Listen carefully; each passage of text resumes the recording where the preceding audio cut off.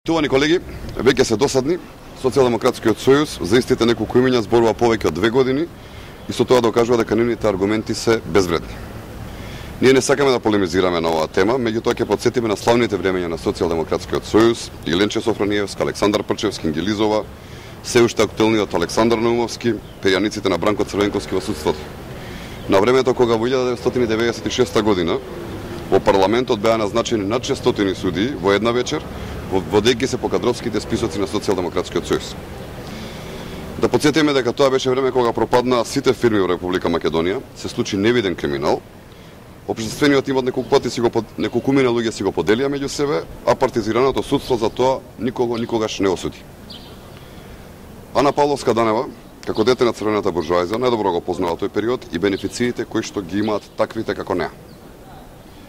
Токму оваа личност веројатно напредувала својата кариера како резултат на незината припадност на црвената буржоазија.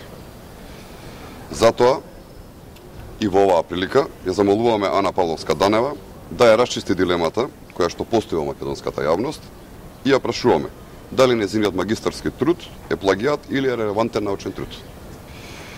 Впрочем, незината професионалност и ефикасност ја видовме во моментите кога не сакајки ја обзнани мега аферата Надеж, во која што главен лик е нормално Бранко Црвенковски и истата ја издигна на меѓународното ниво разоткривајќи ги словенечките врски од кои што подоцна произлегоа и релациите со Зоран Талер.